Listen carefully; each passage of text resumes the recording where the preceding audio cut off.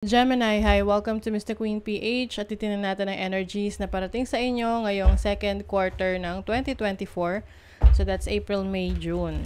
This is a general reading. Just take what resonates. Watch your Sun, Moon, Rising, Venus for other messages. And thank you sa lahat ng mga sumusuporta dito sa ating channel.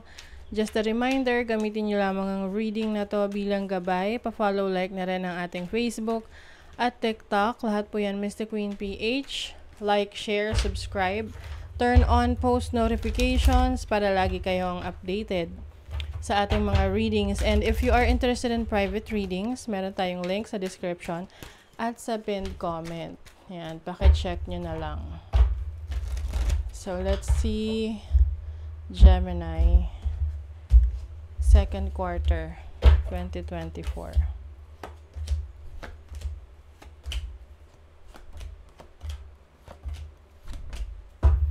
Okay, overall energy.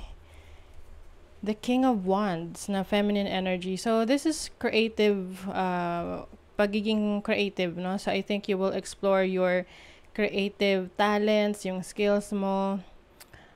Mas ano ka ngayon, malakas ang loob. Yan, ngayong second quarter. You also have the Seven of Pentacles. This is about waiting for fruition. So, importante rito is, kung ano yung mga nasimulan mo, ipagpatuloy mo lang yan. Especially sa yung career, sa business mo, sa trabaho mo. Kasi eventually, may kita mo yung resulta, no? Yung bunga ng mga pinaghirapan mo. Yung iba sa inyo, may mga challenges pagdating sa finances. But I think magagawa nyo to ng paraan, no? Marami kayong mga creative ideas na may isip, no, para mas mapaunlad nyo yung inyong mga sarili. Kailangan lang dito patience. Patience is a virtue. And if you alam nyo naman na you are doing your part, you are doing your best, then syempre meron at merong resulta yan na mahihintay ninyo, na kailangan nyo talagang pagsikapan rin. So, your overall energy is the Page of Pentacles. So, this is about learning, progress, and also pagsisimula. So, yung iba may nagsisimulang business, negosyo, career, trabaho, na kung saan nandun ka sa early stages of developing your career or your business. So, ito yung panahon na matuto, no? Learn as much as you can. Study as much as you can. Mag-aral hanggat kaya mo.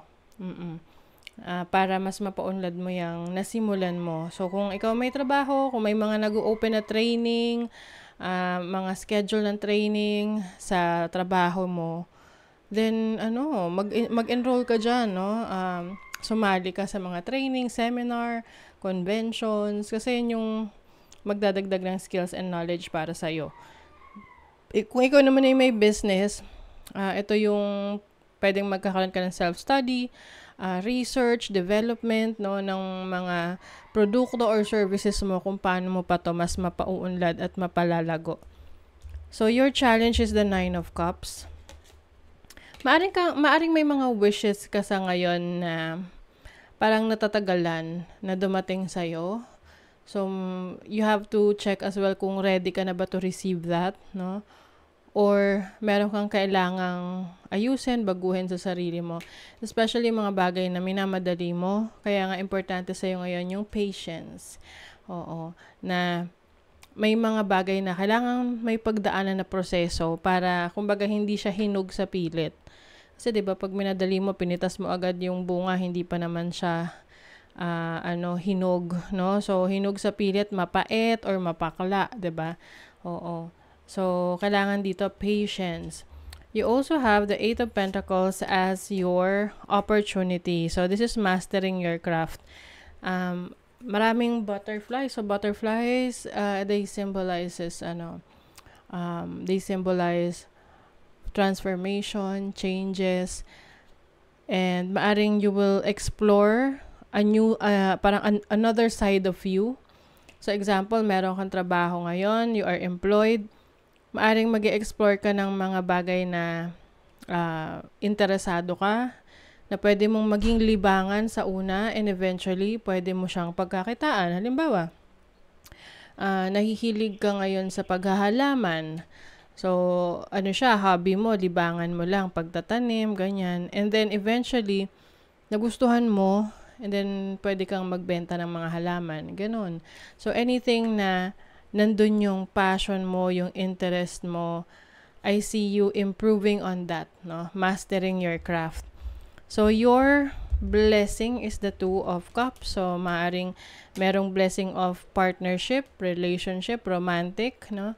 For some of you, maaring papasok kayo sa isang seryosong relationship or maaring mas lalong titibay ang inyong samahan ng inyong partner. Some of you naman, business partnership ito, no? Meron kang makakasama, ang tawag doon, nakalimutan ko yung word. Basta makakasama mo siya, makakatulong mo siya. Oo, kasangga mo siya sa mga business na iniisip mo. So, example, may asawa ka. So, yung asawa mo, tutulong sa'yo. Kaya may kapatid ka, may anak ka. So, it's about the people around you na close sa'yo ay tutulong sa mga gusto mong i-pursue sa buhay. So, your money, career, finances, so you have the Wheel of Fortune. So, kung may mga bagay na hinihintay ka related sa pera, kung kailan mo i-release yung loan mo, kung kailan mo makukuha yung ine-expect mong pera, yung pwede ring increase ng sweldo. Ayan. So, yung mga delays, tapos na. Delays are over. Maaring meron kayong matatanggap anytime soon na ine-expect nyo na financial aid or yung talagang alam nyo na sa inyo na makukuha nyo talaga na pera na nung nakaraan hindi nyo nakukuha for some reasons, may delays or dahil holiday or kung ano pa man. But meron dito ang good news na parating sa inyo with the Ace of Swords in terms of your career, your business. I see na meron ditong naghihintay ng update galing sa in-applyan ninyo or sa ka-business partner ninyo. And ngayong second quarter ng 2024, magkakaroon niya ng update. Meron niyang new beginnings, new ideas. I also see you having creative ideas pagdating sa business or pagdating sa career mo. Marami ka pang gustong aralin. And I think itong mga aaralin mo na to, mag-open up ng opportunity sa'yo to travel sa ibang lugar. So, for your love life, you have the Knight of Pentacles and the King of Pentacles. Some of you, if you are in a relationship, pagdating sa kaperahan ninyo, sa binavalue nyo sa buhay, nagkakasundo kayo, no, ng person mo. Kumbaga, you are like business partners or you're like partners kayo sa mga goals and dreams ninyo. And pwedeng ikaw to or the person that you're dealing with na merong Midas touch. So, pag sinabing Midas touch, kung ano yung hawakan mo, subukan, i-explore when it comes to your business, career, or anything about investment ay lumalago. So, I see you focusing on that. And if you are single naman, mas focus mo ngayon ang iyong finances. Gusto mo muna maging stable financially before you venture sa relationship. Okay? So, let's see, ano pa for Gemini. Oh, ayan creative force. Ayan ang sinasabi ko sa inyong creativity. Yes. Multifaceted, multidimensional. You also have Gavel, which is about decision. So, maaring meron kang desisyon na kailangan gawin. Yung iba sa inyo, meron kakaharaping legal matters or importanteng desisyon. Maaring meron kayong i-accept na offer. Pwedeng sa trabaho, sa negosyo, sa business. May contracts, or legal documents na kailangan kayong asikasuhin ngayong second half ng 2024. Let's see, ano pa. The Union of Hearts, a love connection defies explanation. So, this is like a blessing sa inyo kasi the Two of Cups is union. Iba sa inyo, mag-aasawa or papasok sa isang seryosong relationship na alam nyong nagmamahalan kayo.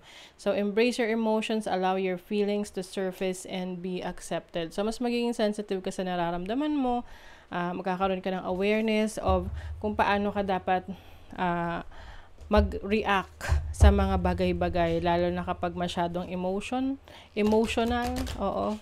Oo, so yung iba sa inyo, maaring kayo mismo magkakaroon ng control ng inyong emotions dahil mas magiging aware kayo dyan, mas conscious kayo. So, things are not what they seem. You are only trapped by your illusion. What freedom do you seek? So, there is freedom na i-explore mo. Maaring may mga bagay na naglilimit sa'yo ngayon. But I think ngayong second quarter ng 2024, you will break free. Palalayain mo yung sarili mo. Okay? So, that is your reading, Gemini. Thank you so much. Bye!